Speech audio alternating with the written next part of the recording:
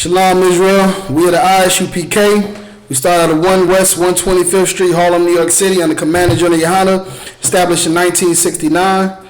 We teach the truth according to the Bible that the so-called blacks, Hispanics, and Native Indians are the children of Israel. Today is a very important class. Today is February 4th. So pretty soon what's coming up next is Valentine's Day. Valentine's Day, just like all other holidays that America celebrates, is a wicked and evil thing, man. Right. Valentine's Day is evil and wicked, and the reason why we don't have brotherhood, man. One of the reasons we don't have brotherhood, one of the reasons we don't have families, why love doesn't exist amongst brothers and sisters, as well as husbands and wives, man. Because the perception of love was taught to us in our early childhood, right? In our early childhood, the perception of love and what love is was taught to us. How was it taught to us? Through Valentine's Day. Valentine's Day is taught in our schools when we're kids. You understand? And they do it that way for a reason, so that when you get older, you hold on to that. You know what I mean? You might let go of things like Santa Claus, but you hold on to Christmas. You hold on to getting gifts and exchanging gifts. You might do away with the celebration of Valentine's Day from a holiday perspective, but you still hold on to that perception of what love is through what was taught via Valentine's Day in your schools. They push this on children and they get older, and like I said, they enter relationships and marriages, and the love that they look on, that they have, that everyone is yearning for, that everyone is looking for, and thinking that they're giving to somebody, is not love at all. It's not love at all. All right, so as this day approaches us, I think it's February 15th, we want to continue to bring out the history of Valentine's Day to show brothers and sisters why we have ill marriages and ill relationships even amongst brothers and sisters, man. If I could, let me get the history of Valentine's Day. The article about Valentine's Day by Lou Priscilla, the first one. We want to first bring out, when we talk about Valentine's Day, we want to first bring out, where it all began from the beginning. All right. So Valentine's Day started from the beginning, and it was actually created by the Romans. It was a Roman holiday that they created, and it starts with two young boys named Romulus and Remus. That's the two young boys' names. Their two names is Romulus and Remus, and these were sons who were in the past abandoned. Right, they were abandoned, and because they were abandoned, they were raised by a she-wolf in a cave. This is all Latin, Latin or Roman mythology, right? Latin or Roman mythology. You know what I mean? Latin and Roman mythology. Okay, so we want to go to the story and bring it up, but at the end of the day, these children were raised by a she-wolf in a cave. And the she-wolf, of course, nursed these babies by her milk, and they became strong, and they became leaders over a merchant city. Right? I'm just giving you the whole entire backstory, because it's not going to be all in the article that we're reading, but this is something you can go research on your own. So Romulus and Remus were abandoned. They were raised by a she-wolf. The she-wolf nursed them from her like suckling child that sucked from her breast, the milk from her breast in a cave, and they became older and strong, and they were put in charge over merchant cities, right? Of course, merchant cities were at the time where imports, exports were going in and going out, way before you had Walmarts and Costco's, just things like that. Goods came to and fro from ships and overseas. All right, so they were put in charge over the merchant cities. Of course, because this is a business economy, it became wealthy. Longer story short, Remus, just like any devil, you understand, wanted to have all the power, wanted to have all of the power and all of the money to himself. So he conspired to kill his brother Romulus.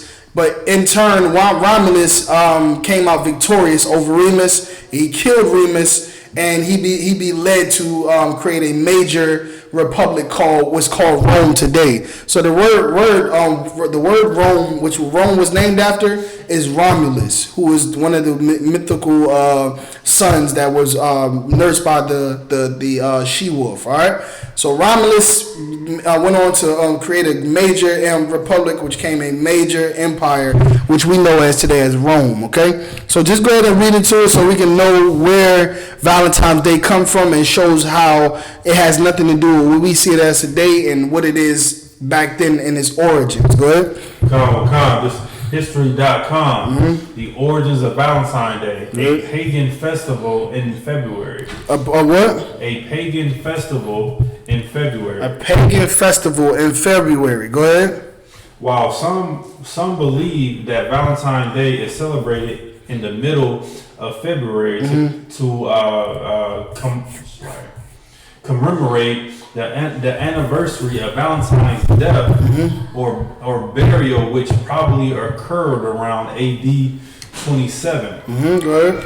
Others claim that the Christian church may have decided to place Saint Valentine's feast day in the middle of February in an effort to Christianize the pagan celebration of Lupercalia. Okay, so ultimately what we're bringing out is the origin of Valentine's Day. Later on, it was called before then it wasn't called Valentine's Day, of course. Today it's called Valentine's Day, and it's something that was adopted by the Roman Catholic Church, of course, the Roman Catholic Church during the end of the Middle Ages was set to what's it called? What's the word? Renaissance, right? During the Roman Renaissance, during the Renaissance era, Renaissance means the rebirth. So they were rebirthing Rome. That's where the Roman Catholic Church comes from. So they took that pagan holiday and they like I said, they added the Christian, way of life to it and became Valentine's Day. But we're going all the way back to the origin of it. Go ahead. Celebrated at the itis of February or February 15th. Lupercalia.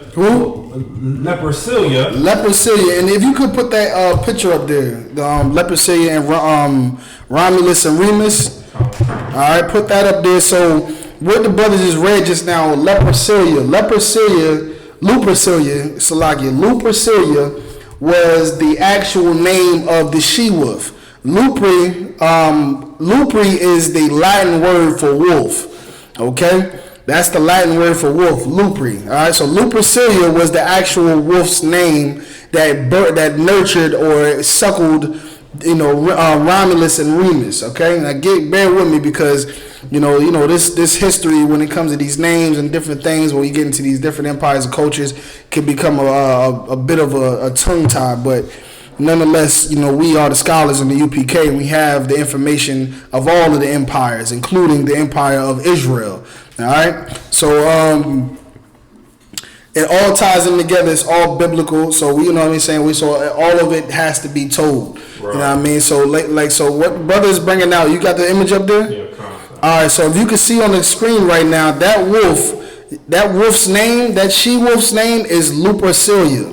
Lupercalia, okay? So go ahead and read that last part again when you said when you brought her name into it. Sir.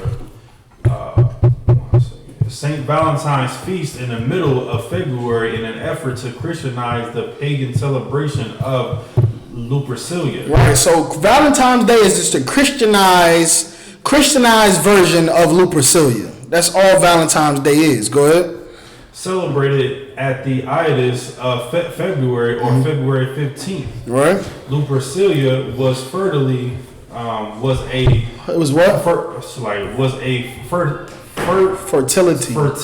festival. All right. Dedicated to Faunus. Okay, to Faunus. So that's another god as well. That's another Greek god, Faunus. Faunus is known for the apples. I think Faunus's favorite fruit, or this is all mythical. Greek mythology or Latin Roman mythology. Excuse me.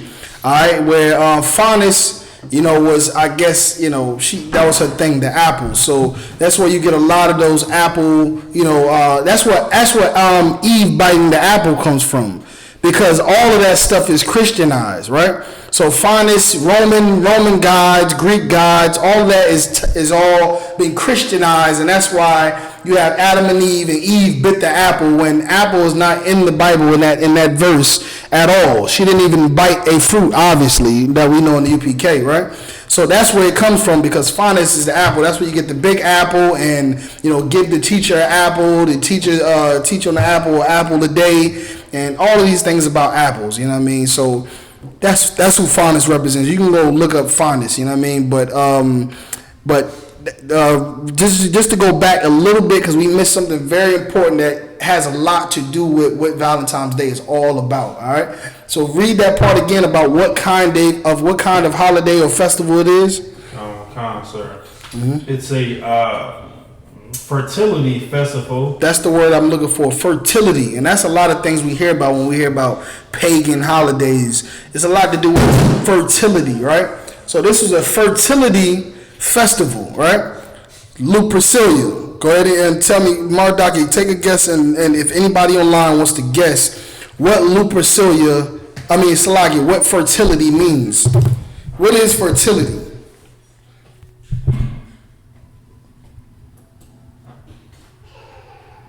What is fertility?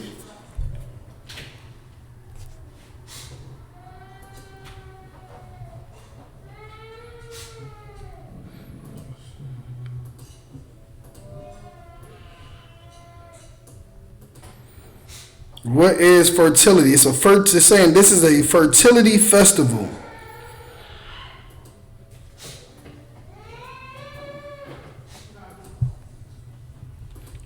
So what is fertility? What does fertility mean? Anybody online?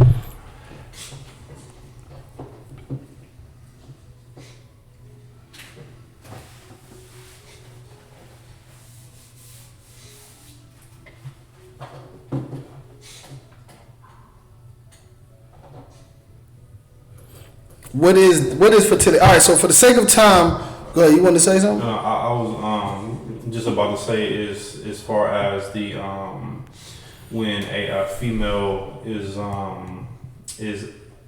at the ability stage to conceive a child. Okay, so you're thinking about from the root word of fertile, right? So that of course. Fertile is when a woman is able to have a baby, right? Or when she's, at the point of being able to conceive a baby, or, I think I'm using the right word. But this is before the baby, which is sex, all right? So ultimately, fertility is sex. It has to do with sex, okay? Sex is what fertility is. You understand? Sex, all right? So read it one more time, Baba Kushar.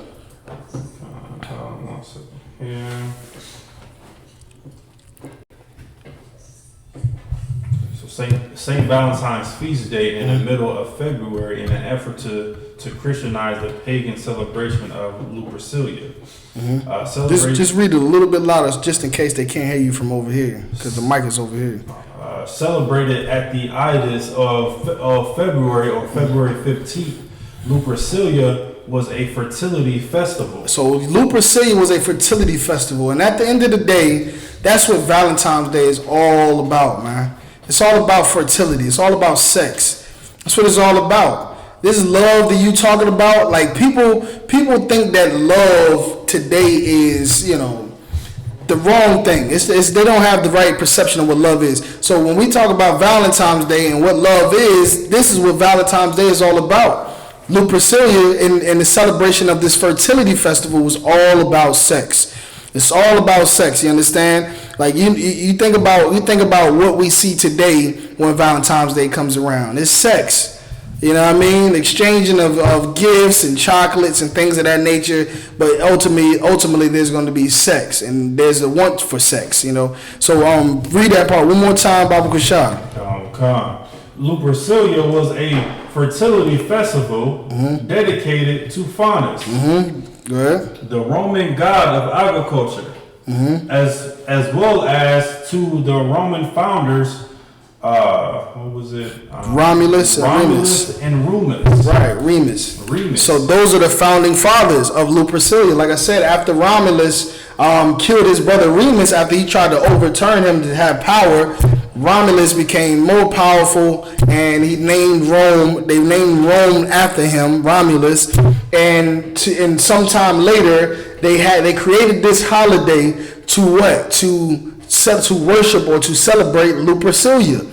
And the lupus and the whole thing behind the festival or the celebration had to do with sex. All right, go ahead. So, and nonetheless, just to make sure everybody understands, like this, what we're talking about, Lupercalia and Valentine's Day is all bull. You understand? It's all BS, man. Like it's all talking about love, but it has nothing to do with love. It has everything to do with lust, man. It has everything to do with passion, but nothing to do with compassion. All right, like these things that we look for, that we want from each other, is what we're not getting or giving to each other, because we think that love is giving someone a flower. We think that love is giving someone, chocolates or a car or, something that's material or an action that's done that says I love you. But that's not what love is, man. That's not what love is, all right? And while I'm on that note, go give me another tab and give me love. I think it's 1 John 3 and 15. I think it's 1 John 3 and 15. I may be mistaken. But love to God is what we need to get. I understand, for this breakdown for sure. All right. So they think that love is what happens when you give someone a flower, or you give someone a card, or these marriages where they get down on one knee and they get that ring and they put on your finger. He must love me. He definitely loves me. You understand? Or when she says I do, or she definitely loves me, because this what someone who loves somebody would do. But that's absolutely wrong, man. That's absolutely wrong. That does not mean love. And that's why you see so many marriages turn to divorces. That's why you see so many married couples who turn into enemies. You know what I mean? Because there's no real love in that relationship. It's no love at all. It was all about love. I mean, it's all about lust and passion and, and all of the things that you can buy and do for each other to keep each other happy. But it wasn't about real love. And we'll tell you what real love is. We'll get there. All right? Get me back to the, you found it? That scripture? Okay. Just mind paraphrasing? Yeah, just go back to the article for right now. Let's see. We do have a question online. Let me get the question, Baba Kushar. All right. Just, Trooper Al-War said, Shalagi, sir, what source are you reading from? I was just going to, just copy and paste it in the chat. Yeah, you can copy and paste it, but Trooper Al-War, this is history. This is common history. You understand that this this photo that you see that's on the screen is in Europe. You understand? It's in the museum. It's in Europe. You can go and see the stones that's written on the stones about Lupercalia and Romulus and Remus. This is all Roman history. It's Roman history. You can go anywhere. You can look it up. You can go to as many sources. All you have to do is go onto your Google machine and type in Romulus and Remus, or type in Lupercalia, or the real history of Valentine's Day. You have numerous sources. You can take a trip to Europe and go to the museum where they have these artifacts, where they have this statue, and it's going to tell you the same thing. It's really common history. You can go look it up yourself. All right. So, if I could, Baba Kushar, let me get back to that article, Baba Kushar. But nonetheless, and that scripture I want is 1 John 5 and 3 when you get a chance. Right. Okay. So, nonetheless, this is a fertility festival. It's where it all started from. All right. So, like I said, we started off with Romulus and Remus. Being suckled by the she-wolf, and the she-wolf's name is Lupercalia. Romulus became powerful, became the founder of Rome, or what they named Rome after, and in dedication from Romulus to the she-wolf, they created a holiday called Lupercalia, and it was a festival, as a fertility festival, which of course we're going to get into in this article, where it was all about sex. That's what fertility is: sex.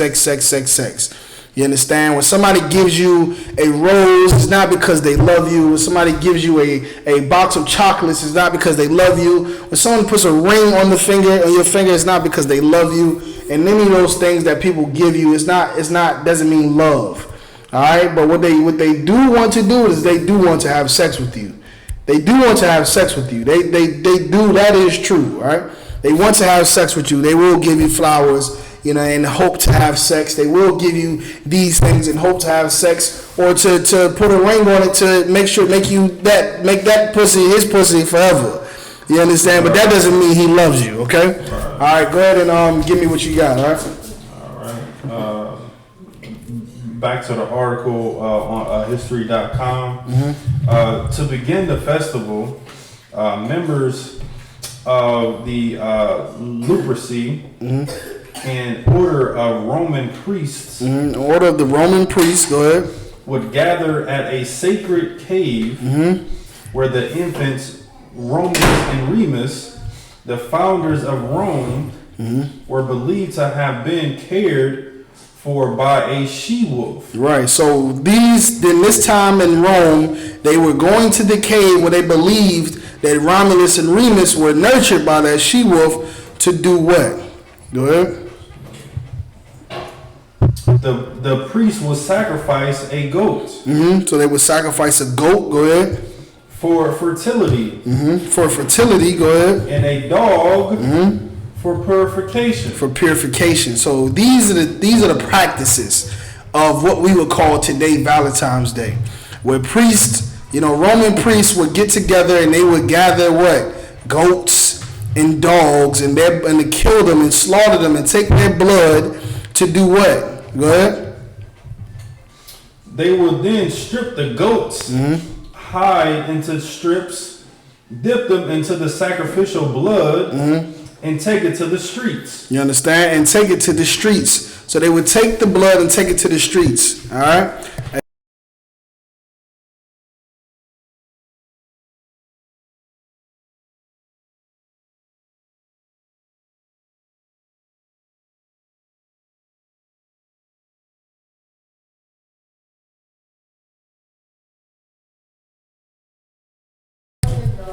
All right, so like the brothers just read, they would dip the blood. All right, and go ahead. They would dip the goat skin. You understand? I think it was goat skin, right? Read it one more time, Baba Bashar. They would then strip the goat's hide into strips. Right, so they would strip the goat's hide into strips. Go ahead. Dip them into the sacrificial blood. So they would dip them into the sacrificial blood, which was lamb's blood or goat's blood and dog's blood that represented fertility and purification. Go ahead. And take to the streets. And they would go to the streets with these goats hide that was dipped in blood. They would go to the streets. Go ahead. Gently slapping both women in crop fields with the goat hide. And they would just go around just taking the hide and slap them on women's butts, slap them on the women's face, all over the women's body, and go to fields and slap the fields, thinking that this was going to make the fields grow and make the women attractive and, make them, desirable. And women wouldn't even, fight against it. They would be there like, with their arms open, their heads high, to be slapped in the face with goat skin that was dipped in blood. And before you know it, everyone was slapped up and there was blood everywhere. And because of the blood, color of blood, what is the color that was all over the city at the time?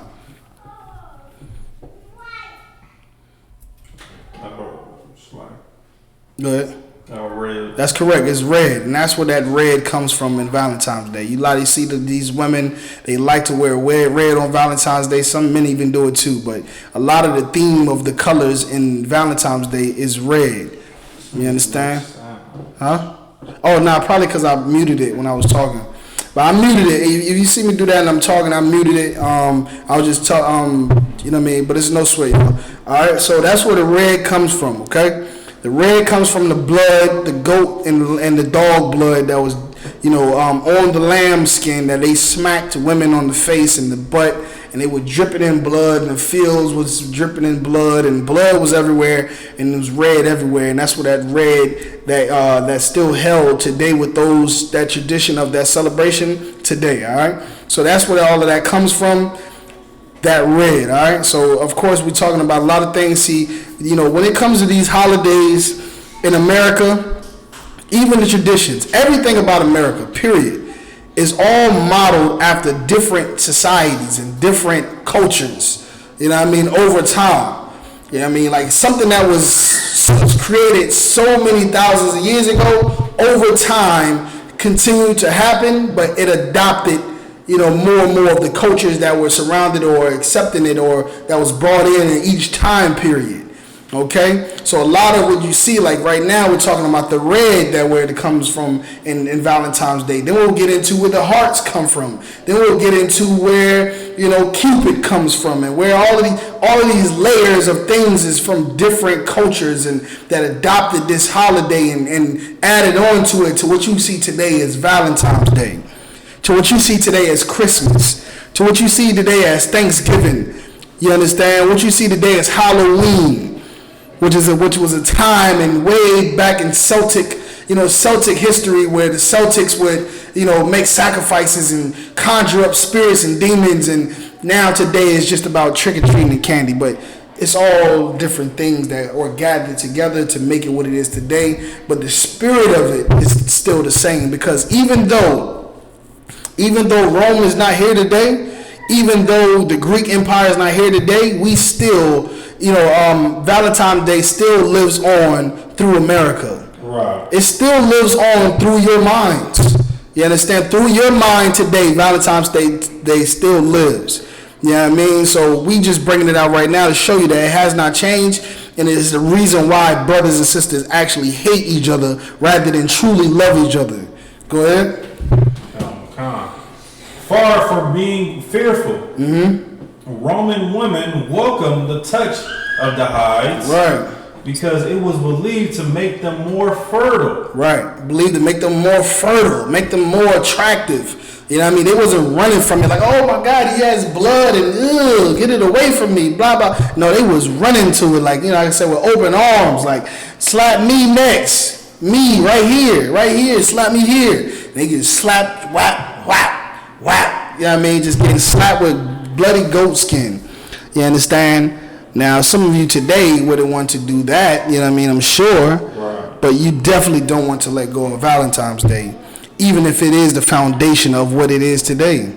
You understand? Like I say, nasty, disgusting thing that's all about whoredom, lust, and passion for your own self. You understand? It's a very selfish and lustful holiday, man. Go ahead. It was believed to make them more fertile in the coming year. Go ahead. In the what? In the coming year. In the coming year. Go ahead. Later in the day, according to legend, all the young women in the city will place their names in a big urn. So now later on, like we talking about this celebration and where it started. So at the end of the day, the women will take their names and write them down and put them in a big urn, like he said. And they will shake it up real good. Go ahead.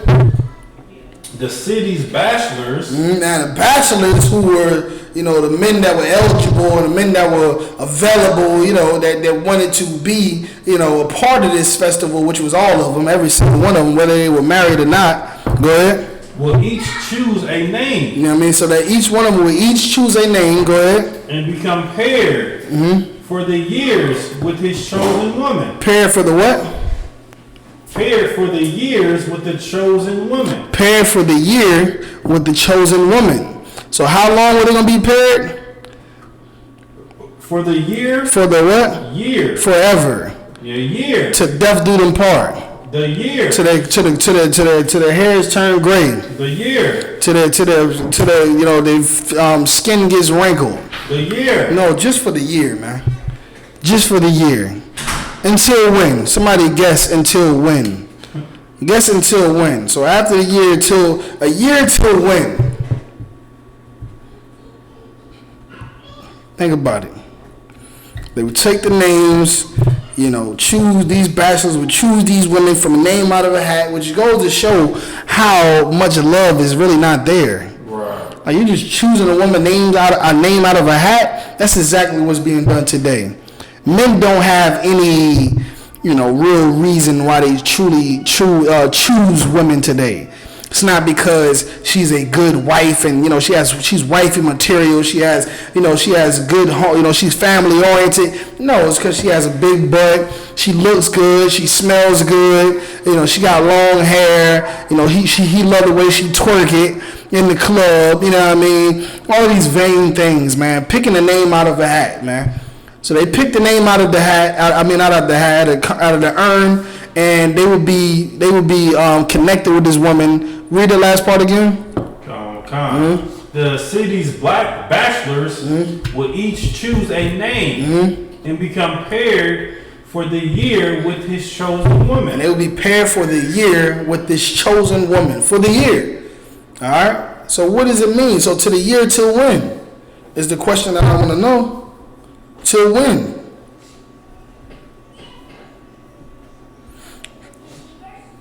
Go ahead. So baby is conceived? No.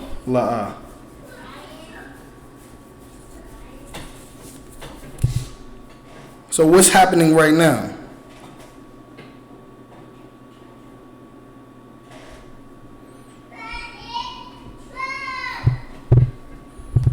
So this is the celebration of Lupercalia, where you at the end you put your name in the hat and a urn and you choose it. You become this woman's man or this man's woman, for the year. And it's really for the year until when? Until next Valentine's Day. That's what it is. Till next Lupercalia. Till next Valentine's Day, and then you'll be picking another name out of the hat. Right. You understand? And there will be a new woman. And then next year for a year, you'll have her for a year, and then you'll be picking another name out of the hat and have a new woman again. This is nothing new than what it is today. Valentine's Day come around, brothers get left, sisters get thrown away. It's because she didn't do what she was supposed to do. He didn't get me the gift he should have got me, or his love didn't trump the love that he had for last year when he bought me this diamond ring. Now he's just giving me a flower, and and Jerome has been trying to give me a house for the last 6 months. I think Jerome loves me more. Right. So I'm going to go be with Jerome. How can I be with him and how can I be with this man and he's not giving me enough love? Because that's what love is all about, today. Love is not something real at all, People leave each other and say, you don't love me, or I don't love you, or gauge themselves on what they do for one another based on based on this kind of love. A material thing, or a false gesture of lust. Because he's sexually attracted to me, he loves me. The way he has sex with me, I can tell he loves me.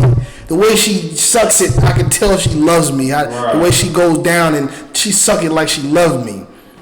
No, that's not what love is, man. You understand? And that's why she'll be sucking another man's rod next year. Right. You understand? That's why he'll be in another woman's ribs and having you, on the side of the road, tossed to the side, because he'll be throwing you away for another woman, which is also a part of Roman culture, that monogamy, right? Monogamy also is Roman culture, where it was said that a man can have a man or a woman can only have one husband or one wife at a time. Right. So anytime, that doesn't mean they can have one man forever or one woman forever, but just at a time. So anytime he decides that he wants to have a new woman, then he has to get rid of his first woman. Or if she wants a new husband, then she gets rid of her old husband, or her current husband, I should say. You understand? Which is also an act of hate, and it's against God in the Bible, because marriage is forever. Okay, so this is all Roman culture that we live by today when it comes to marriage and monogamy, when it comes to Valentine's Day, when it comes to a lot of different things. Like I said, it's a lot of things America has formed itself off of, from Roman culture, from Greek culture, from Egyptian culture. That's why you see the pillars in front of the White House. That's why you see the pillars at the memorial, and all of these government buildings with the pillars, and they got the obelisk in Washington D.C. and obelisk in South Carolina, obelisk here, which is the long stone tower that looks like a needle kind of that sits out in Egypt, but we have it here. That's why you see a pyramid on your dollar bill, because they've founded themselves, or based themselves from all of these different ancient empires. But to you, blacks, Hispanics, and Native Indians, these things that we take on in America that are essentially taken up from Roman or Egyptian or Greek Empire, are all of the things why the Lord destroys us every day, man. It's why we have single parent homes everywhere you look. You understand? Brothers that are on child support, that are in jail, locked up. Women that have kids without no father. You know what I mean? It's single parent homes was like 80% these days. You know what I mean? It's why we have, so many brothers and sisters that are on drugs and so on and so forth. So it's a lot of why we're destroyed. A lot of the things that we suffer today are from following these other cultures. The Lord said, go not into the way of the heathen and choose none of his ways. He gave us instructions, and some of the instructions that were given to us were in the time of our captivity under these same people. Under the Romans. It was under the Romans where Christ said, if a man has a wife and he takes another wife, her remnant, her fruit of her remnant, he should not diminish. Why did he say that? Because during the time of the Roman Empire, they made a law that a man can only have one woman at a time, right? And Israelite men were throwing their women away, getting a woman, throwing her away, getting a woman, throwing her away, just like they do today in America. And the Christ said, this is how you're supposed to do it. Just like during the Egyptian times, right? Just like during the occupation under the Greeks. There were things that the Greeks had set forth that they had us doing. The king's commandments, like they said, the king's commandments, which was under Antiochus, the king of Greece, you know what I mean? Or Pharaoh, the king of Egypt, the Pharaoh of Egypt, all right, at the time. So nonetheless, these are the things that during the time the prophets told us not to do, and that we still do here today in America, because America is nothing more than Babylon, nothing more than ancient Rome, nothing more than ancient Greece. So we have to pay attention, ladies and gentlemen, and understand who we are and what we need to be following that's going to be profitable for our people, man. Profitable for our people. You know what I mean? Because we have dietary laws, we don't have to worry about coronavirus. You understand? Because we have marriage laws, we don't have to worry about, divorces and, what is the other stuff that comes with it, man? All of that legal stuff, marriages and business and court fees, and, we don't have to worry about, so many things, man. You know what I mean? Because we have marriage laws of marriage. All right, so on and so forth. These things help us and protect us, and one day everybody's going to follow these laws, and it's going to be a glorious time. You understand? So, Salaki, I got a little sidetrack right quick, but during this time in the Roman Empire, this was during the festival called Lupercalia, which was the beginning of Valentine's Day, and they would go to the caves and sacrifice goats and dogs for fertility and purity, and take the blood and dip the goat skin in the blood, go around slapping the women and slapping them on the butts and slapping the fields and everything. And the women would run out because they heard it was slapping them, and they wanted to be slapped in the blood and all that because they wanted to be attractive, and it would make them fertile, because a lot of them were losing their babies a lot during that time. All right, so go ahead and continue. Khan, these matches often ended in marriage. Mm-hmm. Okay. No, drop that. Let me get down. Let's go down to Cupid right quick. Just give me Cupid article and where Cupid comes from really quick. You understand?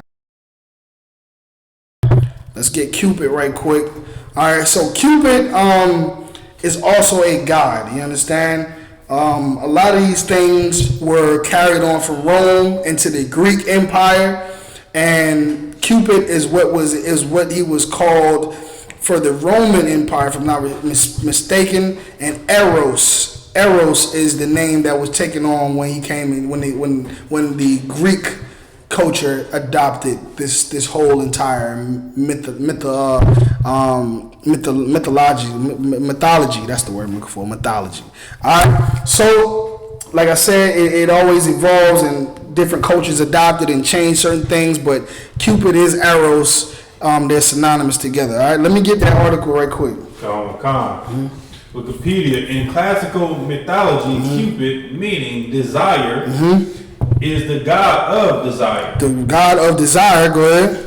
Erotic love, attraction, and affection. He is often portrayed as the son of the love goddess. Hold it right there. So all of those things that were just mentioned is all of what we see today. Desire, passion, erotic, you know what I mean? Romance. You know, what else did they say? Read it again. Is the god of desire, erotic love, attraction. Erotic love, attraction, go ahead. And affection. Affection, which is all physical and, and just sexual things and lustful things. Things that what you see on the surface or you can do with your body and feel. You know what I mean? Go ahead. In affection, he is often portrayed as the son of the love goddess Venus. Right, and that's what Cupid is. Cupid is the god of love. Cupid is the god of love, and that's important for us today because what we see in Christianity is a extension of this. It's an extension of this because Christianity being what? Created or founded by the Roman Catholic Church, the same people who, you understand, who basically rebirth, I should say, the Roman Empire. Same people that had Christ killed, you understand? Like, these people are evil, wicked people, man. Look at the Pope, look how he look. He looked like the devil himself. And he is the devil himself. Right. You understand? But these people created the doctrine called Christianity, and it talks about that all through Revelations and everywhere else in the Bible. We can break it down any day of the week. But they created the Christian doctrine, and the whole premise of the Christianity was white supremacy.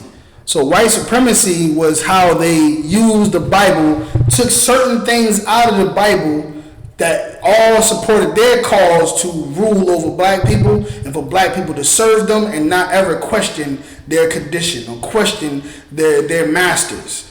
So ultimately, that doctrine became what? The doctrine of love. Like, we have to love them. Right. We have to love our oppressor.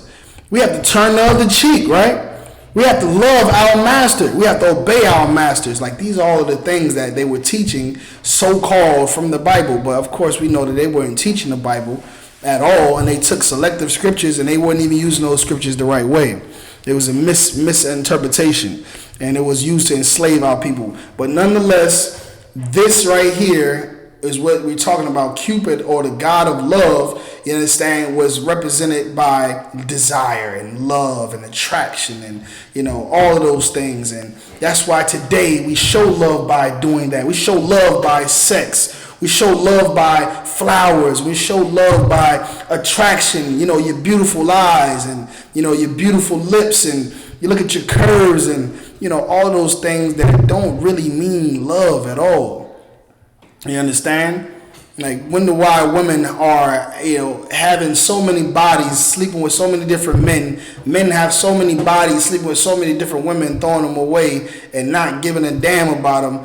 But every one of them was love in the beginning. It was love. I love you, girl. But I love you, boy. Boy, I love you. You love you. This love. And they're thinking they know what love is and all happy and really just blinded by lust to find out that this person does not love them at all. You understand? Because if a man loves his woman, he will never throw her away. If a woman loves her husband, she would never leave him. All right? That's a part of real love. All right? And we're going to get into that. But let's finish this first, and then we'll get that scripture, okay? He is often portrayed as a son of the love goddess Venus and the god of Mars. He is also known in the Latin as amor, which means love. Right. His Greek counterpart is Eros. Right, Eros. That's it. So it says his Greek counterpart is Eros. Eros is the what's the word? I don't know what origin the language is. It might be Latin. Does it say if it's what origin? It just says Greek.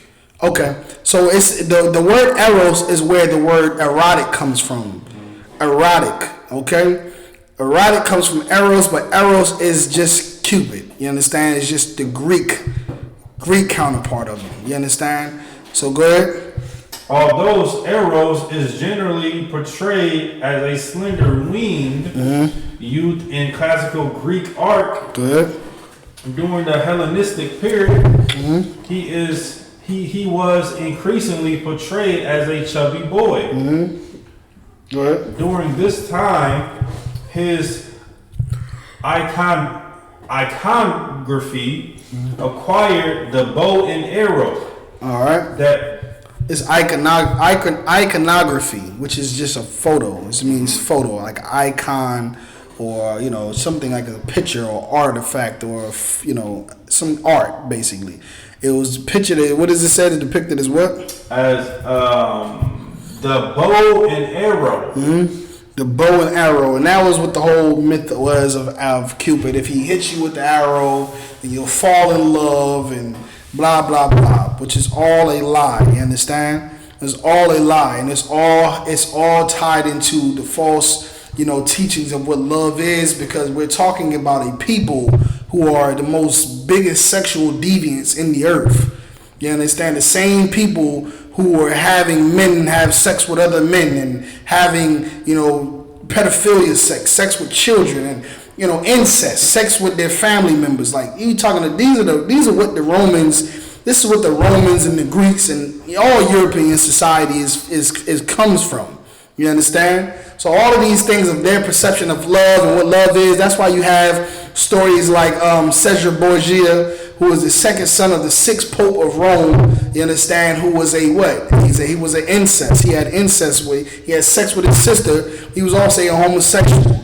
And this is the man who they painted as Jesus Christ, who you see every day, that white Jesus. That's Caesar Borgia, man. You understand? And that also was during the time of what? The Renaissance, right? So during the Renaissance, they were doing what? Whitewashing all of the pictures of the true priests who were always depicted as black. So they were whitewashing them, and during the whitewashing of them, changing them pictures of Moses from black man to a white man, changing the pictures of Adam and Eve to black people to white people, so on and so forth. They changed Jesus Christ from a black man to a white man, and specifically they painted him after Caesar Borgia. So this is the Roman Renaissance, but nonetheless, these people are deceivers and they are sexual deviants, man. They are the devil that the Bible speaks of.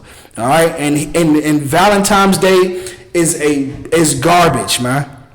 Is garbage. Like I stated before, Valentine's Day has nothing to do with love, but has everything to do with lust. You understand? The brother, sisters, and this is and during the time, like General Muhammad said it best, man. There's sisters that are absolutely retarded. You know what I mean? Some sisters who are absolutely retarded, right. And because brothers have a sister who is absolutely retarded, every time Valentine's Day comes around, he's terrified because she might go to work one day and Jerome will be there with a flower, and because she's so stupid and so retarded, she's going to think that Jerome really loves her.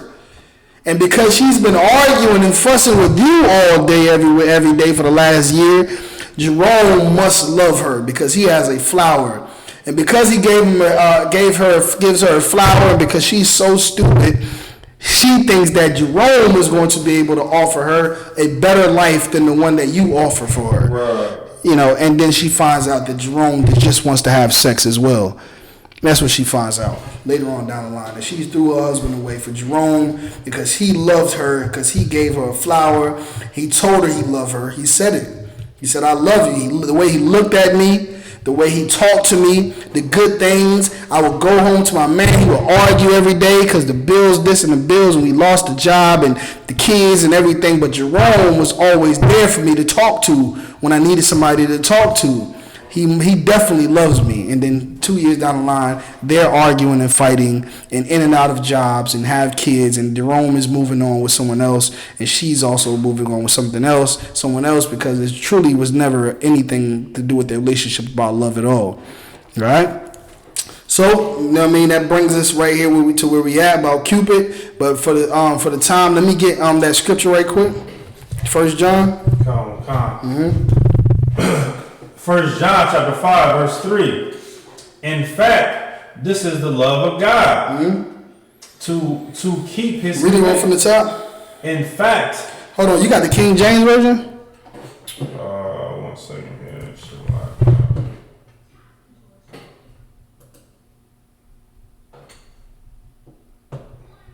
Okay, like 1 John chapter 5 verse 3. For this is the love of God. For this is the love of God. Go ahead. So we want to know what love is. We can go back and forth every day and talk about what love is to me. Oh, your love is like, like Sunday morning. You know what I mean? Your love is like, I'll go to the moon and back. I'll bring you the moon and, here because I love you. And I'm a F you like I love you, and the way you look at me, the way you touch me, you paying my bills, and you think you can call love whatever you want to call love, but it's not. But this is real love. Read it one more time from the top. 1 John 5:3. For this is the love of God. For this is the love of the Most High. Go ahead. That we keep his commandments. That we do what? Keep his commandments. That we do what? Keep his commandments. That we keep his commandments. Go ahead. And his commandments are not grievous. And they're not hard either. Is that in on that?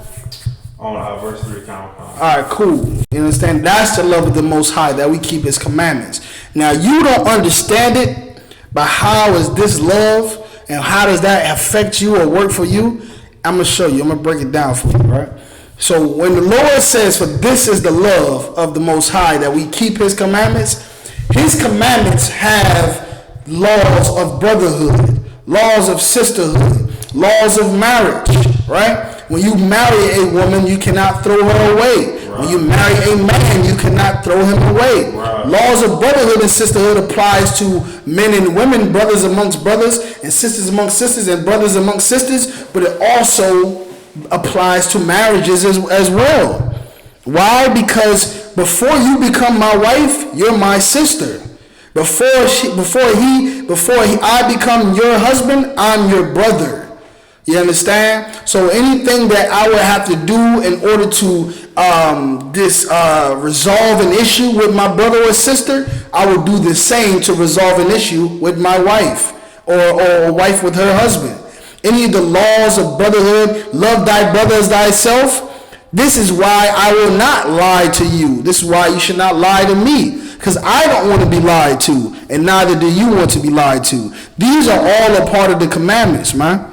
You understand? These are all a part of the laws. If you have an ought with your brother, go to he and he alone. That helps, because when sisters have an ought against their husband, the first thing she's not going to do is call mama, or call her sister, or call the Jerome who gives her all the flowers, or gives her all the compliments at work. She's going to go to her husband and go to him alone. This is why this is real love. This is why this is real love. When you know that, you know these laws, statutes, commandments, and you know how brotherhood is 100% of this Bible is brotherhood, then you will really understand how powerful your relationship will become if you apply these laws, statutes, and commandments to your relationship. You understand? And like I said, before you get into a relationship, understanding these laws of brotherhood, that you are your brother. I mean, that woman is your sister, and that man is your brother, man. You understand? These laws that for brotherhood apply to your marriage as well, man. Read that from the top one more time. First John 5:3. Good. For this is the love of God, Good. that we keep His commandments. That we keep His commandments. This is the love of God, that we keep His commandments. You understand? His commandment says what? That a man should not have sex with a woman's sister or her mom. You know what I mean? That's what it says. And a lot of time you see men sleep with sisters, with their girlfriends or wife's sister, her cousin. You understand? And all of those. You know what I mean? Or mom even sometimes. You know, you know, a lot of brothers hit their women, right? A lot of brothers will beat a woman up, really physically. And that's not love for your sister. You understand? That's against God's laws and commandments. You're supposed to do unto your sister or your brother as you want done unto yourself. You know what I mean? So all of these laws, statutes, and commandments, which there are many of them, are why your relationship will become better and stronger, not because you've given the most roses, or because your gift costs the most, or because you give more gifts, or because you have more compliments, or your sex is the best, and all of this. That's not going to make your man a husband, or your woman a wife. That's not what's going to make that.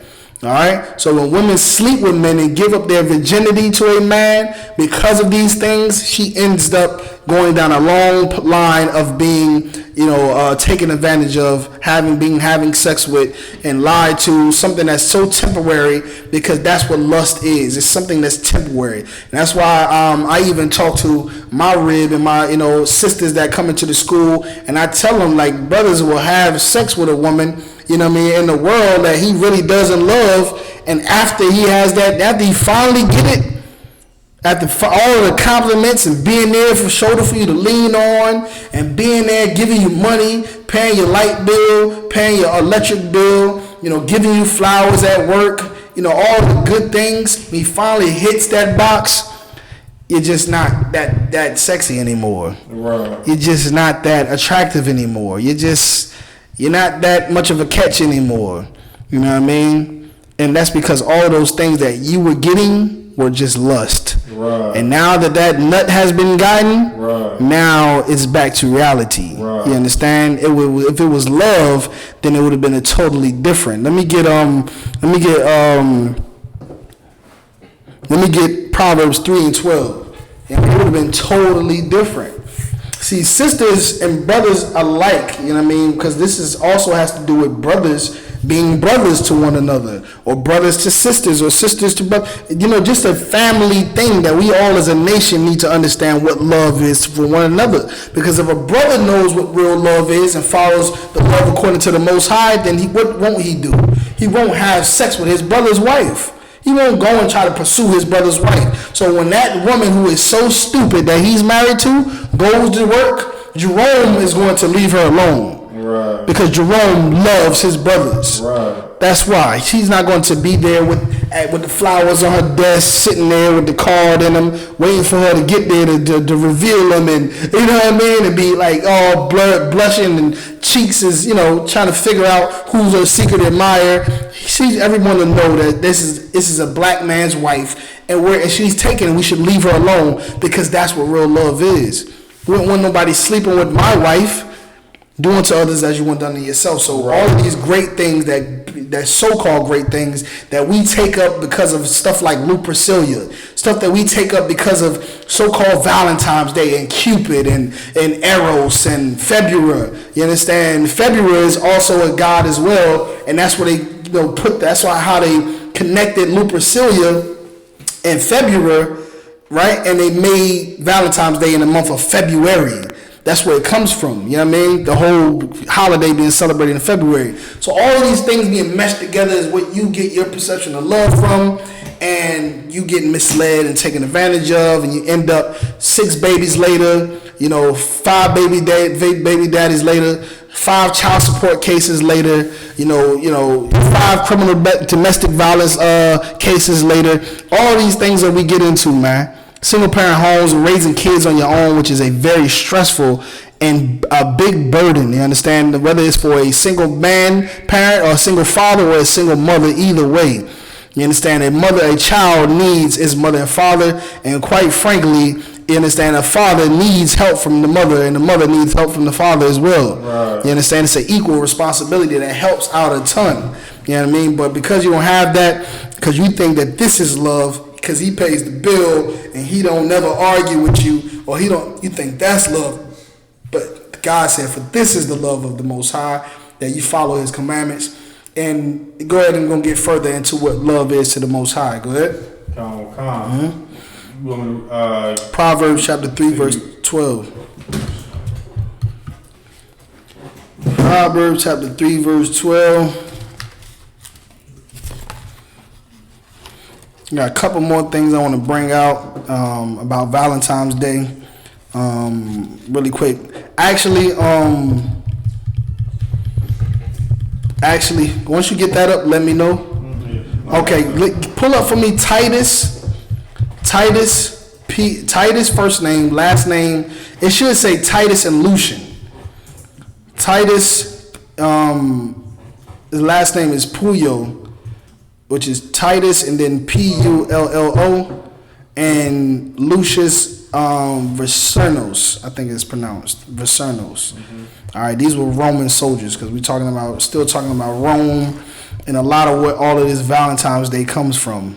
All right, so long story short, because like I said, there's many articles and many accounts of how it happened, and more little details and different things, but just to break it all down, Titus Puyo and Lucius Versernos, right? These were two Roman soldiers that fought for Rome, of course, you understand? But they were gay, right? They were gay soldiers, and during this time, it was pushed for soldiers to have sex with one another. It was pushed for soldiers to have sex with one another. Why? So it's called what's it called? What is it called? I think it's United Cohesion or something like that. United Cohesion, something of that nature. The whole idea was this: that if these soldiers would just have sex with one another, then guess what? They would love one another and they would fight harder for their lover. You see what I'm saying? No different than a man and a woman being together, and because this is my woman and I've humbled her through sex and marriage, if something was to happen to her, I'm going to put my life on the line. I'm going to stand in front of a bullet for her. You know what I mean? I'm going to do, and that's what they wanted the relationship of these soldiers to be like, so they can fight harder for the man standing next to them who is their lover.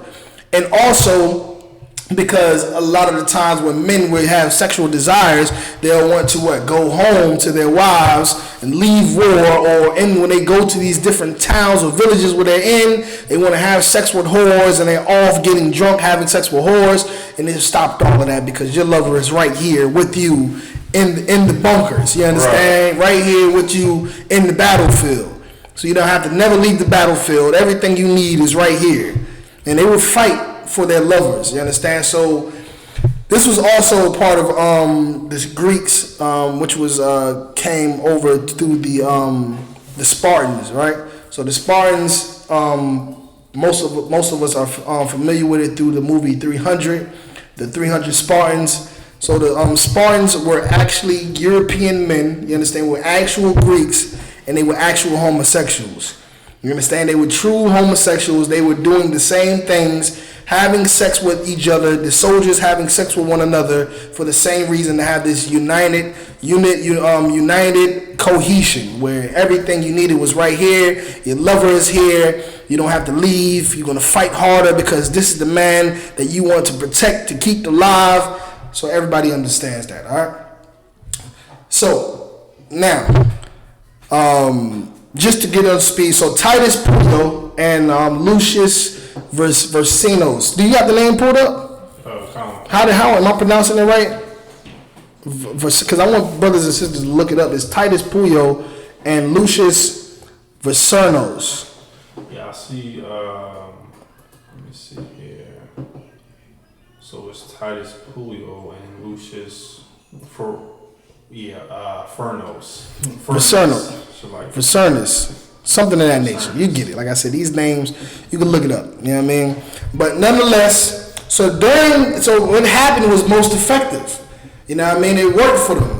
They were fighting for each other. Their lovers was there. Like I said, this is a part of their culture of being homosexuals and sexual deviance. It's all about love and lust and passion for one another. And they did it all through all of these different cultures, whether it was Romans, Greeks, the French and Italians, and blah blah blah. You know what I mean? So nonetheless, they were at war, and Lucius had witnessed an enemy harm Titus.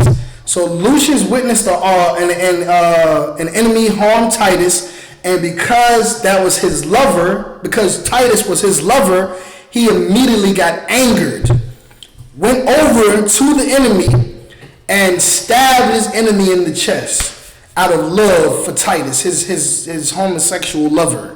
You understand? Stabbed the enemy in the chest. What he did after that was cut out the heart of his enemy out of so much anger for how he harmed his homosexual lover. He took his enemy's heart out, and he took the heart and he gave it to Titus. Right. He gave it to Titus, an actual beating heart. And if I could get that actual beating heart, a heart, like a real heart, put on the screen. He cut the heart out of that enemy and took the heart and gave it to Titus, his homosexual lover. And today, this is where giving someone a heart comes from. That's where it comes from. It comes from the story of Titus and Lucian. And because it was at that time such a valiant and horrific and just a romantic or passionate gesture, it was looked at as something that should be done for ages. If you love someone, you would give them a heart. You understand? And that's where it comes to. So anytime you give your woman a heart, you understand, or woman, you give your man a heart, you give the kids, it comes from this, the story of two gay lovers. You understand? And this is why we bringing these things out. You don't know these things because we just look at stuff for face value, like we said. We learning this stuff as children in school. Valentine's Day, Christmas, Thanksgiving, Halloween, and even the things in the Islam and Jewish bar mitzvahs and Kwanzaa and what else they serve some other. I don't really get into Islam, but they celebrate. So it's an Arab's religion. It's an Arab's religion, and they celebrate things differently. They do things differently. And we learn and are taught these things through being Christian, and we take on those things. We learn them from kids, and it sticks with us, and it's the reason why we're still acting like children. We don't have anything tangible in our mind or anything mature in our mind to truly help us have mature relationships with one another, to have fruitful, healthy lives. Because we're thinking about Santa Claus or God loves everybody, or I gotta give him a heart, or I gotta say I love you, or I gotta, you don't have the truth according to what you need to be had. You need to have, one should have, in order to maintain a strong relationship, whether it's with your husband or your wife, or even with your brother and sister, being someone who's a black man, a black woman, or Hispanic, Native Indian man or woman, man, an Israelite. Okay, so nonetheless, Titus and Lucius is where the story of where your heart is given to your lover. So today we foolishly still celebrate Valentine's Day because we did it all our lives as kids, and we give our woman a heart, we give our husband a heart, you give your kids a heart, your daughter and your son, and they grow up to be homosexuals and whores.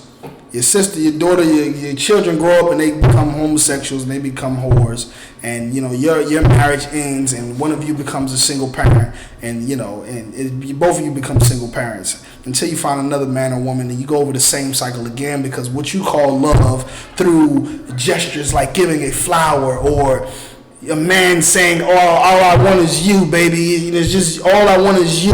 You're the only one I want, in a false advertisement of monogamy.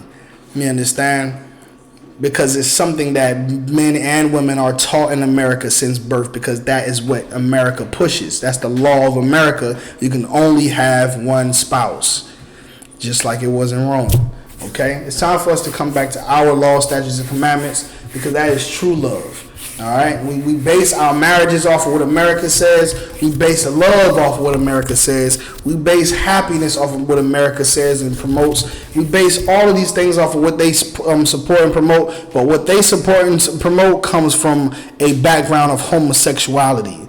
It comes from a background of pedophilia, of hate, of sexual deviancy, of murder, robbery, rape. You understand? Hate for one another, racism, discrimination, and just all kind of evil, wicked, demonic things, pagan fertility. All of those things are what you're taking up after today in America, man.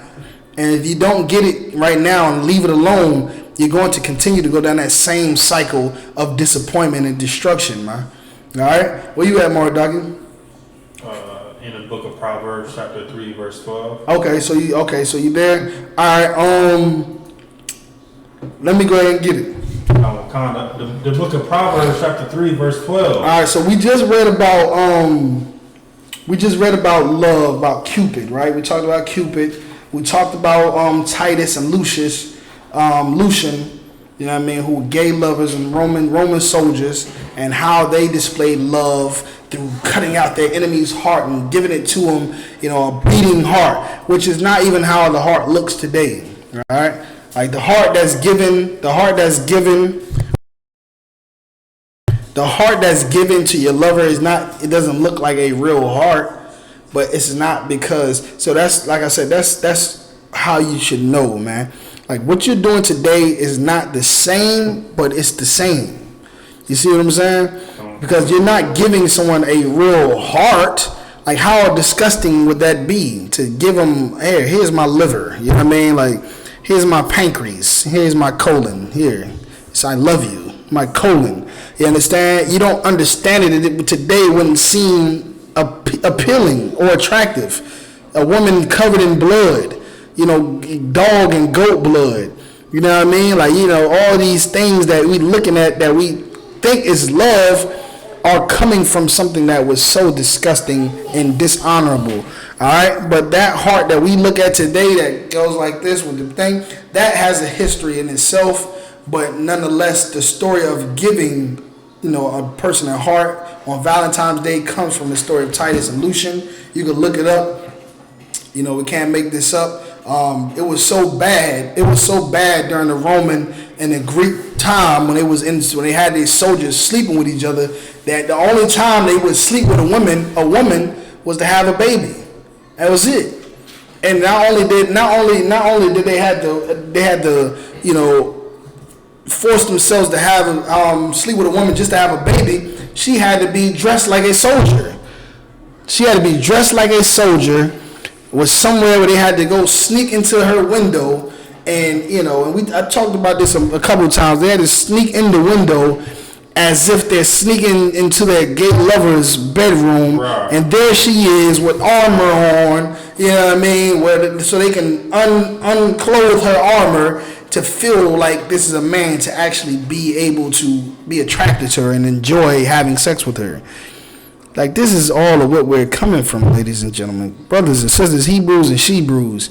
Like, this is absolutely a disgusting, wicked nation that we serve under, man. They're taking up things of their forefathers that were absolutely disgusting and rearranging it and calling it something else for black people and us and all us other people, blacks, Hispanics, and Native Indians, to find it appealing and to find it acceptable. But these things are the things that angered the Lord. Because the Lord said, I hate and despise your feast days, to go not in the way of the heathen and choose none of his ways. You understand? This is what the Lord said, man. You anger the Lord because these things are man-made. Valentine's Day, Lupercilia, you know, Halloween, you know, Thanksgiving, or all of these, you know, Christmas, you know, worship of Nimrod and so on and so, like all of these different layers that come from it, like I said, from different empires, different cultures, and it's all evil, man. All right, so Lockie, but we just brought out what love was according to what they see it as and what they teach today through Valentine's Day. But we just read also what love is to the Most High. Love is following his laws, statutes, and commandments. Again, these laws, statutes, and commandments are very effective at creating better relationships between anybody, honestly, anybody. But more so between brothers and sisters being Israelites, blacks, Hispanics, and Native Indians, and husbands and wives as well. Okay? Fathers and mothers, sisters, brothers, daughters, all the above. But this is also a part of what love is right here. Give it to me, Mardaki. The book of Proverbs, chapter 3, verse 12. Mm-hmm. For whom the Lord loveth, he corrected. Mm-hmm. Correct. So who the Lord loveth, he does what? He corrected. So for whom the Lord loveth, he correcteth. Right? So basically, if he loves you, he'll correct you. And this is what real love is. What is he correcting them on? What is he using to correct them? He's using the law, statutes, and commandments. He's saying, don't eat shrimp, pork, crab, and lobster. Why? Because you're going to get gout. You're going to get high blood pressure. You're going to get diseases. Your arm is going to swell up. Your feet going to swell up. You're going to die from a heart attack. You understand? Don't be a homosexual. You're going to get AIDS and every other foul thing. Don't eat anything. Eat what God said to eat, because if you don't, you're going to have the coronavirus. Right. You understand? You're going to have the coronavirus. So on and so forth. There's many things the Lord told us not to do because he loves us. And because he loves us, he corrects us when we're wrong. This is a part of the real love that people that want real love don't want to accept at all. They don't want somebody that's telling them what to do, someone that's creating all these limitations for them. I can't dress like this. I can't go out on these days, or I can't eat what I want to eat. I can't, all these things. And we see it a lot of times. Women always think they're so gorgeous and so bad and blue and blah, blah, blah, and every crazy thing that comes out of her mouth. Real last just give F by the nigga. You understand? All of these lyrics and stuff that women sing and portray, that women say and portray, that ultimately end up with them in sorrow and grief, and destruction and pain and burden and suffering. Same thing with men too, man. Men chase after these women, talking about what love is and what kind of woman they want, and she's a rider and this and that, but they come to find that she is a whore. And now he's married a whore, and he wonders why he's on child support, why he has herpes. You understand? He's wondering why she's leaving him right now, right, when things are at his worst. He just lost his job and she's leaving him. Why? You understand? So when you really just be quiet and sit down and think about what you really, really need, this is what you need. You need laws and commandments. You need instructions. You need limitations. You understand? You need those things. You need correction. You know what I mean? You need correction. Correction is good for you. The Lord say he loves who he corrects. Right. If you love somebody, you're going to tell them, like, listen, don't do that. Why? Because it's going to harm you. You know what I mean? It's going to harm you. It's going to be bad for you. When you tell your woman to cover up her ass, why are you telling her to cover up her ass? Because women look at it as, he's trying to control me. Right. He's trying to make me something that I'm not. He's trying to hide me and keep me to himself and hide me. No, sis, that's not why. It's because there's men that are riding around in white vans, right, that are watching you and plotting on you every day. Right. And the more ass they see, the more money they see, right, the more lust that they see. And they're going to jump on you and throw you in the back of a van, right, and have you stripping in shoes for a stack a day and getting nothing but drugs to get high, to be able to get through all the rape that you're going to endure. All right. So nonetheless, besides that, there's other men that are going to be drooling all over you. And because they think love is flowers and compliments, you're going to have millions and millions of flowers and compliments. And because you think love is a flower and a compliment, you're going to leave your man and so on and so forth just to get with a man that's going to ultimately not love you. So you understand the circle, right? You see the consistency in the circle of what we think is love and how it ends our relationships and puts us in relationships that's really going to end as well.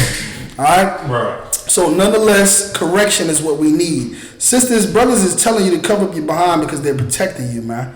You know what I mean? Just like any brother that has a sister that's dressing half naked and he goes out like, You know what I mean? Like it's you've seen it before, brothers that got sisters. You know what I mean? You're not gonna let your sister go out there with no half of behind out, walking up and down the street. You know, sisters, same thing. Like when it comes to brothers, brothers do that sell these drugs and stuff like that, man. A lot of sisters see these brothers selling drugs and be like, damn, man, brother, you destroying your life, man. You selling these drugs and it ain't right. You know what I mean? And it's true. Like, we shouldn't be selling drugs. But the Bible also says that a virtuous woman will provide for a husband so that he has no need to spoil. So a lot of women can be the reason, you understand, why these men are not in this condition. So at a time where, the feminist movement is being pushed in order for black women or women to be put in an all-time high or on a pedestal or have so much power and authority, women misuse their authority and their power. You understand? You should go into these corporations and climb the ladders and get these corporate jobs and master's degrees and get all that money. You should bring it home to your husband. You definitely shouldn't look at him as somebody small because you have so much more money than him. You should definitely look at him as a failure because you have more money than him. No, because that's what they want you to do. Because the reason why he's less fortunate is because the same corporation that made you rich keeps him poor. Right. You understand? Keeps him poor, and they fill your head up with this, I don't need no man, and the men ain't shit, excuse my language, so that you can go home and perpetuate that same miseducation to your man, or to all brothers. But again, you sisters need to start understanding the truth about what we're dealing with in this country called America. Right. These people who run America are these oppressors are the devil that the Bible speaks of. You understand? That run these corporations, that run these religions, they are the devil, man. You know what I mean? And you are our sister, and we are your brother. Right. And we need to help one another to defeat our oppressor more than one way. You understand? While brothers is cleaning themselves up, going to camp, going to class, learning and teaching and shedding themselves to the world and becoming strong and better leaders and righteous leaders, because the only people that are allowed to be the priests are men. Right? So we're going to go clean ourselves up. At the same time, you sisters get into these corporate offices, get into these banks, get into these doctors, lawyers, whatever you want to do, get into that system, get that money and bring it back. We're going to pay them tithes. We're going to build campsites. We're going to get vans. We're going to get a school. We're going to feed the homeless. We're going to, create our own bank account, and we're going to have our own economy, and black people are going to be free from the oppression of the devil, man. All right? So that's what real love is. Love is order and decency, correction, laws, commandments. That's what love is. You understand? Read that one more time, Baba Gashar. Proverbs chapter 3, verse 12. Mm-hmm. For whom the Lord loveth, he corrected. Good. Even as a father, the son in whom he delighted. Yep. Let me get Hebrews 12 and 6. Let me get Hebrews 12 and 6. We're going to talk about real love, man. Like I said, what these homosexuals have done in the past in Rome and in Greek, and all of the monogamy and homosexuality and everything else, flowers and arrows and it's all a bunch of baloney, man. It has nothing to do with love, and we take those things on, and we end up in more one bad relationship after another, man. It always starts off good. You wonder why it always starts off good? Because sex is good, right? And then you nut, and then you're back to reality again. That's what this love is. It's sex and a nut. You understand? That's what it is. And once that nut comes, you guess what? Sometimes you get a baby out of it. And then now, because all you have left from this relationship is the baby and no husband or no wife, now you're a single parent. Because all you have left after that nut is herpes, you understand, and no wife or no husband, now you're just stuck to be with herpes by yourself. Now after you had sex in that nut, now you're stuck with just a wicked woman who has your child that's going to put you on child support. You understand? You put all your so-called money and your time into this woman, into this man, for them to soon come, for them to leave you. And now you're back to square one again, because that's all what love is in this place. You understand? But love to the Lord is more potent, man. It's more real. It's more structured. It makes more sense, man. You understand? When it comes to that, that heart that we know as today, the actual heart, that actually is a symbol that comes. You found it, Mardagi? That actually comes from a symbol from in the time during World War One, right? During World War One. All right, I know I'm going a little bit over time. We started a little late. I gotta get this information out. During the time of World War One, when men were sent to Europe and sent to France, it was a great population of soldiers in France. And these were a lot of young men, 17, 18 years old, virgins, right? Virgins in France. And just like any time when you hear, you gotta think of like these 100 or 5,000 or however many amount of young soldiers that come and sent to France, the whores come out and even triple the amount. You know what I mean? No different than what we see today, right, Mark Doggett? When the CIA come to town, right? CIA, you got Jeezy in town, you got all of these men, these young bachelors or rich men, and what happens? Also comes the whores too. You understand? They come from Ohio, they come from California, CIAA weekend in Charlotte, all the stars gonna be out there. Or what's the other thing called? What they have down in Orlando? All-Star Weekend. All-Star Weekend, brothers is out there, ball players, everything. All the whores come out. All the pimps come out, all the whores. And this is how it was in France during World War One. All of these young, eligible men, 18, 17 years old, virgins. At this time, it was a time where they were not considered young men until they would have sex. So what happened was they would have set up brothels, which is called today a whorehouse. You understand? They would set up brothels, and they would have the young men go to the brothels to have sex with a whore to say he's made love. And also, just because I said that term brings me back, the term making love is what Valentine's Day is really all about. It's not about loving someone, it's about making love to someone. It's about, like I said, sex, making love.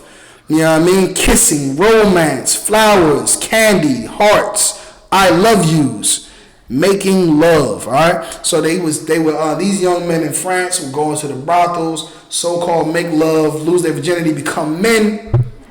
But the brothels at the time were not able to, advertise as actual whorehouses. So they would have a symbol. It was actually a woman bent over. You understand? A woman bent over, so the woman's behind is kind of like this, right? So it's bent over. She has her legs crossed, so it comes down like this, and it stops there. And in the middle, it's the line that represents the legs, and then the little drawing that represents the vagina, of course. All right? So that was the symbol that was on all of the brothels. That's where the heart comes from. So a lot of men who were soldiers during World War One that went into those brothels, that had sex with those whores, that came from all over the earth. I'm talking all over the earth, to come find out who these young men by the thousands were, and to give up some vagina and make some money. So they went out there, brothers went into them whorehouses. That, like I said, that heart symbol was on that door. You understand? The vagina right there, the leg. I wish I had a photo. It's a very old photo. It's hard to find, but that's where that heart comes from.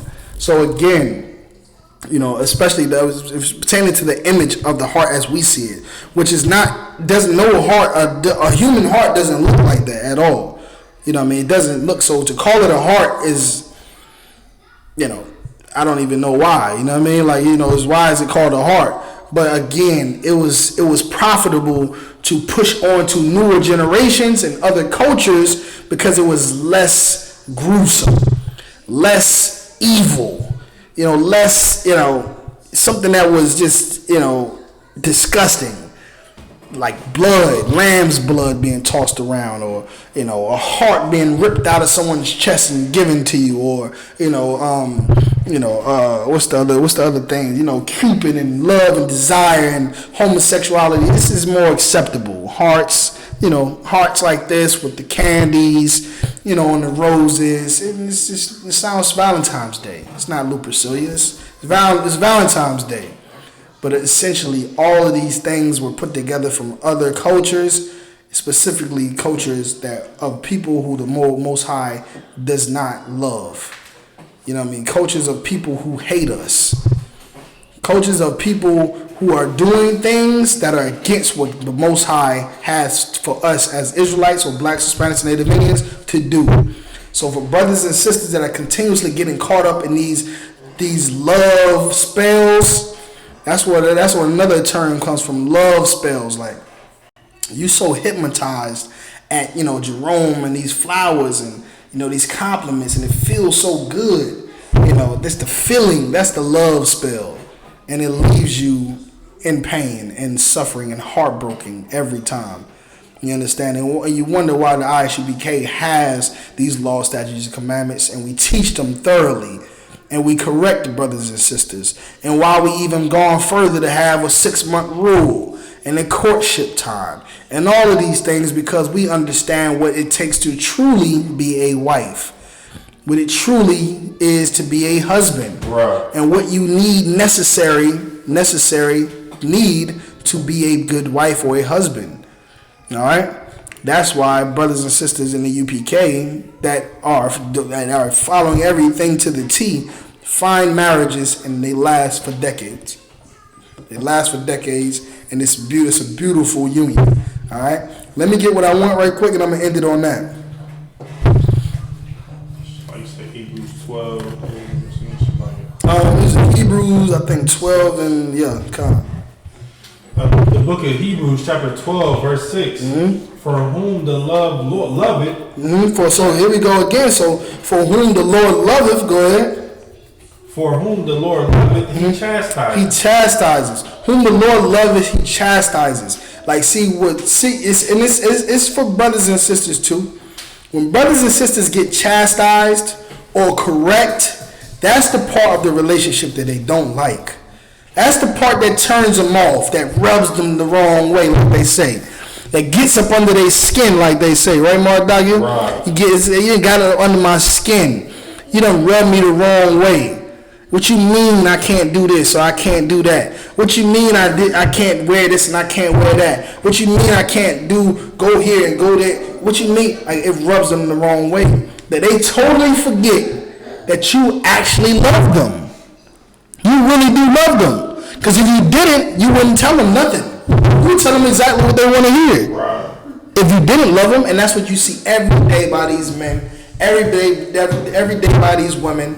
You understand? Because truly, when a man or gives you, flowers or tells you what you want to hear, it's not because he loves you, but because he wants to make love to you, and he wants to make love to everybody. You don't make love with anything, because it's just a lustful spirit he has on him, which is why a lot of our brothers are becoming homosexuals, which is why a lot of our sisters are becoming homosexuals. You understand?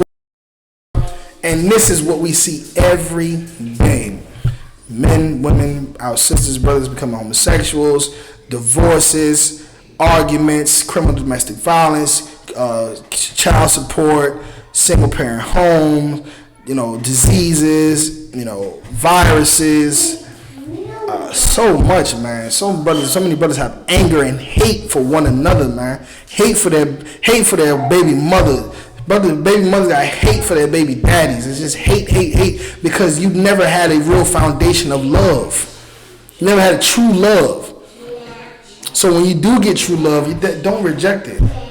Don't let it run your way, because where you go, see, and there's a certain people who are never going to get real love. They're never going to get it. They don't want it or deserve it. They'll be the ones that go from one organization to another organization, from one man's bed to another man's bed, from one sister's bed to another sister's bed, on and on and on again, trying to find love. And then when they truly find love, right, Mardagia? Because true love is here in the UPK. Right. Once you come here and you leave here, you're good as dead. There's nothing else here for. There's nothing else out there for you. You found it. The Lord made you able to find this truth, find real love, real correction, and chastisement and you do not accept it, and now what we know in the ISUPK that you're going is to hell. Right. Back into hell, which is the world. Wherever else you came from is hell. You understand? This is where real love exists. When you reject the love that's here, you're never going to find real love, ever. Here it is. That chastisement is love. That correction is love. That order is love. That decency is love. When we have sisters that are supposed to be what? What's the word I'm looking for? Modest. That modesty is love. We have you dress up like a woman that, that's not so revealing, or you do it. That's love, not only that we're giving you, but love you're showing for your own self. But sisters want to dress up like whores so bad, then they're convinced by all of the great things that everyone tells them, that they believe that you're the wrong person here and everyone else is right. Because they're under the love spell, the spell of love. Go ahead. Trey Davis says is having sex a lot bad. Having sex a lot is not. No, having sex a lot bad. No, brother, having sex a lot is not bad. You understand? You got the apocrypha right there. Wow. It should be right there behind you, right there, either right there behind you there, or right there. The book should be over there. This might be in the cabinet. I'm not sure. Not the apocrypha, the Zondervan. The Zondervan. Let me get marriage in the Zondervan real quick. I always say apocrypha for some reason, but the Zondervan. All right. Let me try to make this quick and wrap it up. Sex all the time is not bad. Sex between man and a man is bad. Sex between a woman and a woman is bad. If a woman has a husband, she can have sex with him as much as she wants to. They can have sex as much as they want and can. But if she leaves and has sex with another man, that's bad. Sex between that man and that woman, if that man throws this woman away to have sex with another woman, that is bad. But a man can have another wife, and sex is marriage. All right? So we're going to also read it in the Zondervan Compact Bible Dictionary. Go ahead. This is Zondervan Compact Bible Dictionary. Good. Marriage is an intimate personal union to which a man and woman consent. Consent, because a lot of people in these fake Israelite groups in these churches think that you can rape a woman, but there must be consent. Like, why would you want to rape a woman? That is bad.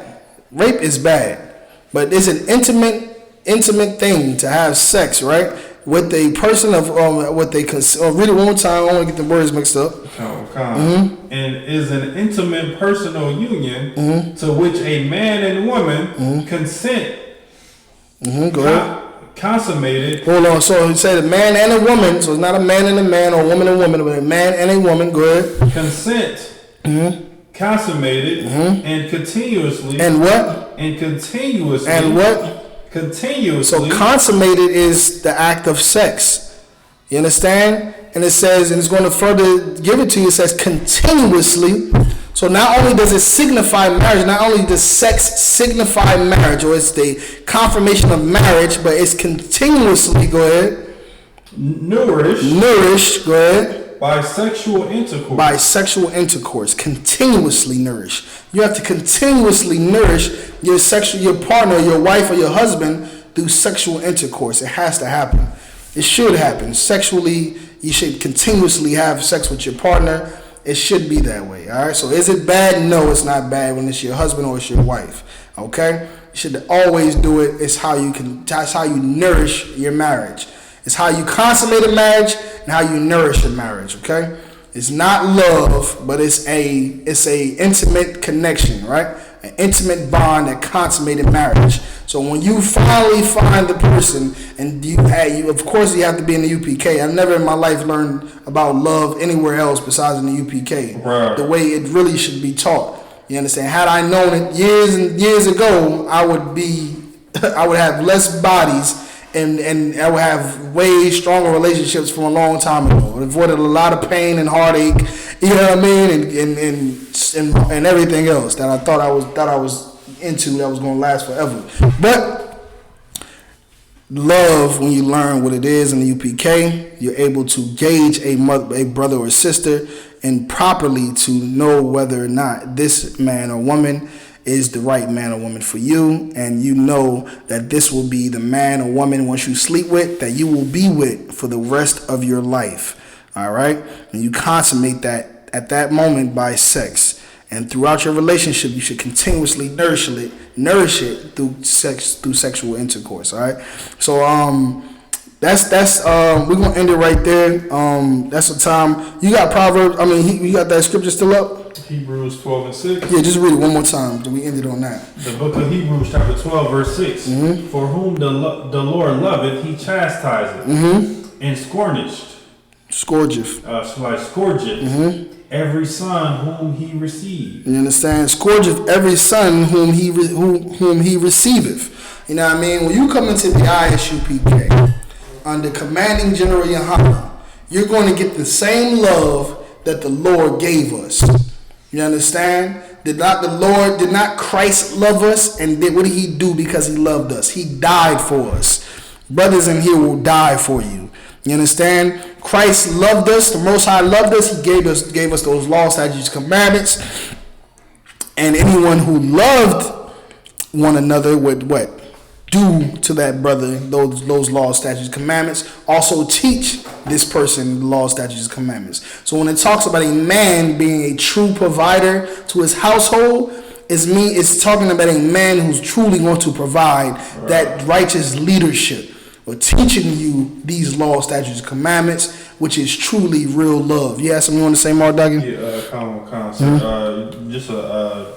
Trey Davis just had another question if you want to take it. Let's see what it is. You can have as many wives as you want, right? That is correct, brother. You understand? That is correct. Now, I must say, having a relationship is a very, very, very serious thing. Right. It's a very serious thing, having a relationship, whether it's monogamous or whether it's having multiple wives. It's a very serious thing. There are some brothers who do not need to have more than one wife, that should only have one wife, because it is a task that they might not be able to fulfill, because it's not just as simple as having multiple wives. Right. Every wife you have, just like having one wife, is a responsibility. There's duties to marriage. All right, there's duties to marriage, and you should definitely get counsel before you get one wife. You understand that, right, Trey? You should definitely get counsel before you get one wife. Come into the school, get your Hebrew name, shed yourself for the world, do your 6 months, get permission to court a sister, have counsel on how you should, what you should look for, because that's also a part of what love is, and that's having, like I said, that true leadership that's providing you with this wise counsel, with these laws, statutes, commandments, and that wise counsel to help a brother and sister to not enter a relationship that they're going to regret for the rest of their lives. Something that they're going to get into and be able to have fun, love, and be happy and nourished for the rest of their lives. So yes, you should get counsel before you get one wife, and so on and so forth. It's a very important and serious thing. A man can have more than one wife, rightfully, according to the Most High, but everything should be done in order and decency. Right. With that, we the ISUPK. We started at 1 West, 125th Street, Harlem, New York City, under Commander General Yearn. We was established in 1969. We're not affiliated with any other Israelite group. We teach the truth according to the Bible that the so-called blacks, Hispanics, and Native Indians are the children of Israel. With that, shalom. You ended it? Not yet. All right, I'm going to pass the class over to Precinct Officer Mark Dakia so he can get these announcements. It's very important. Shalom.